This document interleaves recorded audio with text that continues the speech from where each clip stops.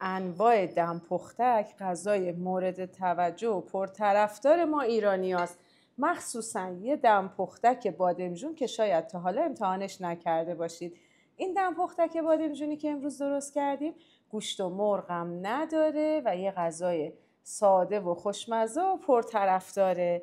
واقعا عطرش تمام اینجا رو پر کرده. بریم با هم درستش کنیم. سلام، من مریم امیری هستم. به مدرسه آشپزی خودتون خوش اومدید. همونطور که دیدید یه دم پختک خوشمزه. از اونجایی که دم پختک ها توی این کانال خیلی مورد توجه قرار گرفتن و غذاهای بسیار راحت و خوشخوراک و پرطرفداری هستن، تصمیم بر این شد که امشب هم دم پختک داشته باشیم. اول از همه برای این دم پختک خوشمزه یه پیاز رو خورد میکنیم. روغنم که گذاشتم روی حرارت تا داغ بشه. هم میتونید پیازش رو خلالی کنید هم نگینی. خب ترجیح من اینه که پیاز خلالی بشه برای این غذا، ولی اگر احیانا کسی رو دارید توی منزل که پیاز رو ببینه توی غذا خوشش نمیاد، خب شما میتونید در این صورت پیاز رو نگینی خورد بکنید. کاملا ظریف و باریک. ببینید به این صورت ضخیم نباشن این پیازها. خب پیازها رو به روغن اضافه میکنم و پیاز رو تفت میدم. لازم نیست که پیاز حسابی رنگ عوض کنه و حسابی سرخ بشه. همین که پیاز سبک و بلوری بشه و یه مقدار کم تغییر رنگ بده کافیه. یعنی لازمه این غذا پیاز داغ سرخ کرده نیست. همین پیاز بلوری هم براش کافیه. توی این فاصله تا پیاز داره سرخ میشه میریم سر وقت آماده سازی بادمجون و بقیه موادمون. ببینید بادمجونایی که داریم بادمجونای قلمی باید باشن، یا 4 تا بادمجون قلمی کوچیک، یا اینکه اگر بادمجون ها مثل الان یه کمی ببینید درشتر بودن شما تعدادش رو کمتر بکنید، که من الان فکر میکنم 2 تا بادمجون برای ما کافیه.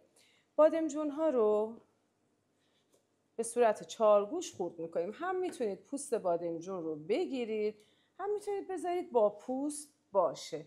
حالا من همیشه ترجیح میدم بادمجون رو یه خط در میون پوست بکنم که هم یه تیکه هایی توی غذامون سیاهی بادمجون رو داشته باشیم، ولی کاملا دیگه پوست بادمجون نباشه که تیره بکنه غذا رو.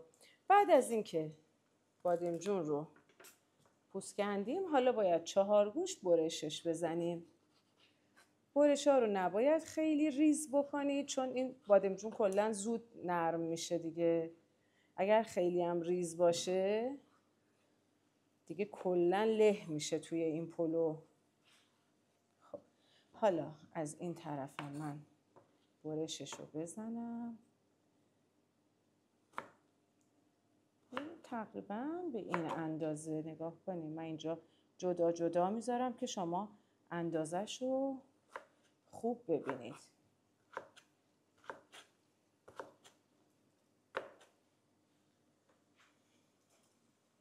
خب پیاز که به این مرحله رسید، من زردچوبه رو به پیاز اضافه میکنم و یه تفت خیلی خیلی کمم پیاز و زردچوبه رو با هم میدم و بلا فاصله بعدش بادمجون هایی رو که بهتون نشون دادم چجوری و چه اندازه سرخ خورد کردم بادمجون رو اضافه میکنم و میذارم حالا یه کمیم با بادمجون موادمون تفت داده بشن.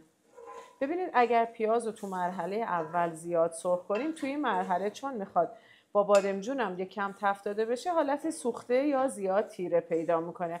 پس پیاز رو یه ذره روشن‌تر برمی‌داریم که وقتی با بادمجون تفت داده میشه دیگه به اون رنگ دلخواهمون برسه. خب بادمجون هم مثل پیاز اصلا قرار نیست زیاد سرخ بشه، فقط یه ذره تفت داده میشه، مزه روغن و ادویه ها رو به خودش میگیره.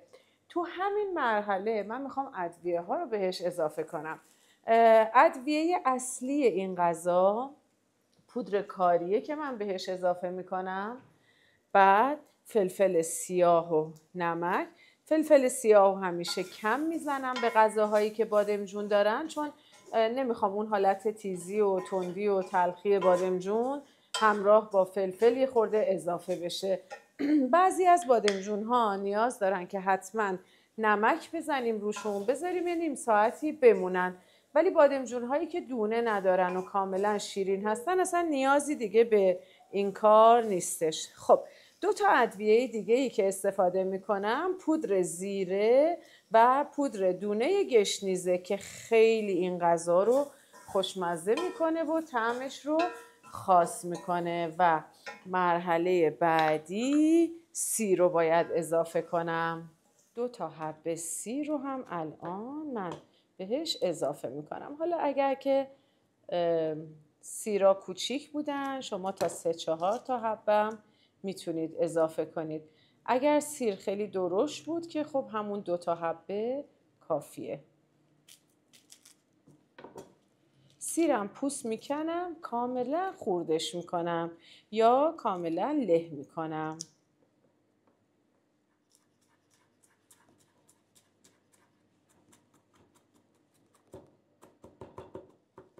اینم از سیر که عطر این غذا رو دیگه کامل میکنه.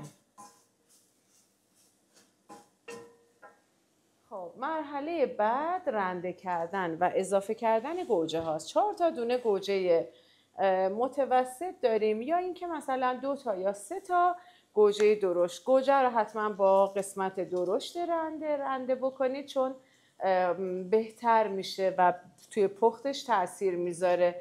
و پوست گوجه هم استفاده نمی کنیم.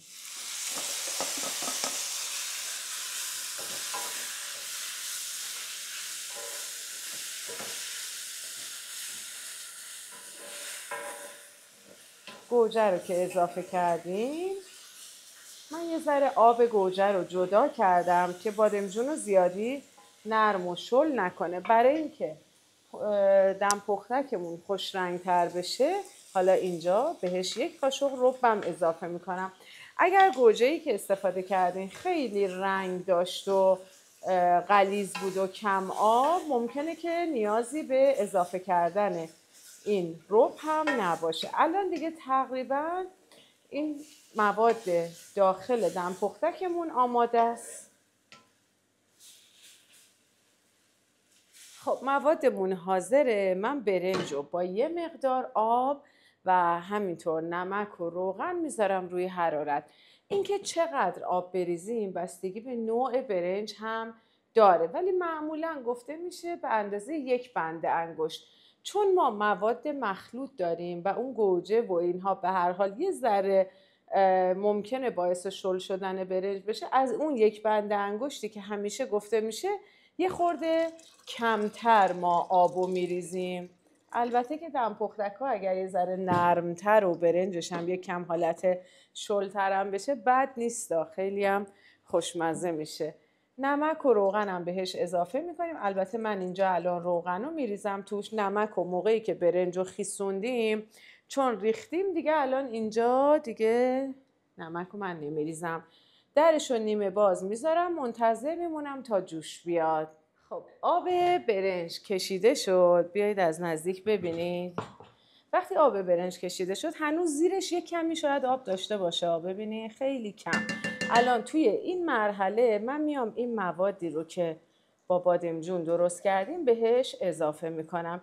این غذا رو دوستان شما به شکل پلو آبکش کرده و اینها هم میتونید استفاده کنید. یعنی برنجتون رو بذارید آبکش بشه، بعد که آبکش شد لابلا این مواد رو بریزید و یه لایه هم برنج آبکش شده رو خیلی آروم و با احتیاط همش میزنم که دونه های برنج داخل این مواد له نشن.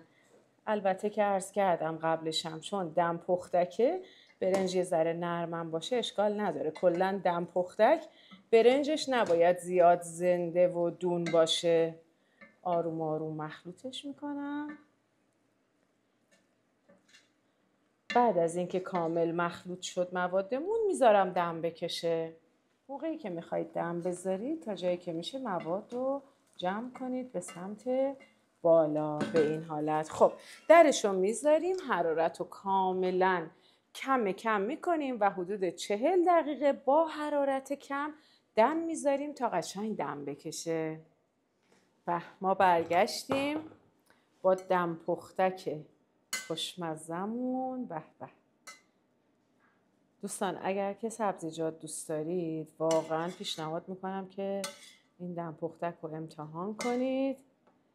حتی اگر که بخواید این رو به صورت آبکش درست بکنید میشه یه جور پلو مخلوط دیگه، پلو بادمجون مخلوط که حتی برای مهمونی‌ها و اینها هم عالی و فوق‌العاده است. ببینید توی دم پختک بادمجون این خیلی مهمه که در نهایت وقتی غذا آماده میشه بادمجونا له نشده باشن، چون اگر بادمجون له شده باشه یه جورایی میماسه و میماله روی برنجا که اصلا حالت خوشایند و خوبی نیستش به هیچ عنوان.